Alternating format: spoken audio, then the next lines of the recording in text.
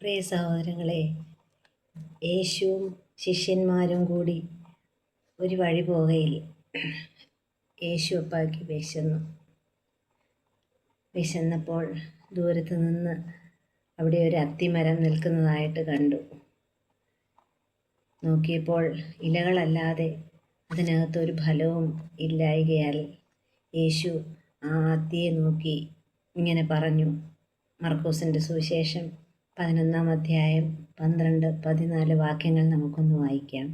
പിറ്റേന്നാൾ അവർ ബേഥാന്യ വിട്ടു പോരുമ്പോൾ അവന് വിശന്നു.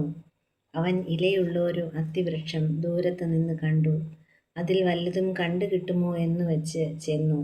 അതിനരികെ എത്തിയപ്പോൾ ഇലയല്ലാതെ ഒന്നും കണ്ടില്ല. അത് അത്തിപ്പഴത്തിൻ്റെ കാലമല്ലാഞ്ഞു. അവൻ അതിനോട്, ഇനി നിങ്കൽ നിന്ന് എന്നേക്കും ആരും ഫലം തിന്നാതിരിക്കട്ടെ എന്ന് പറഞ്ഞു. അത് ശിഷ്യന്മാർ കേട്ടു. സ്തോത്രം. കർത്താവിന് വിശന്നിട്ടായിരിക്കുമോ ആ അത്തിവൃക്ഷത്തെ നോക്കിയതും?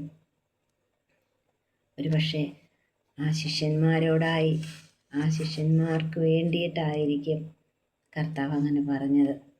തൻ്റെ കൂടെ നടക്കുന്ന ശിഷ്യന്മാർ എല്ലാവരും ഭയവും ഭക്തിയും എല്ലാം ഉള്ളവരായിരുന്നു. എന്നാൽ അവരുടെ അകവും അതുപോലെ ഭക്തിയും കരുണയും സ്നേഹവും വിശ്വാസവും ഒക്കെ വേണം, അല്ലാഞ്ഞാൽ ഒരു ഫലവും ഉണ്ടാകത്തില്ല എന്ന് കർത്താവ് പറഞ്ഞ ഒരു ആത്മീയ വശമാണ് അതിനകത്ത് നമ്മളെ കർത്താവ് പഠിപ്പിക്കുന്നത്.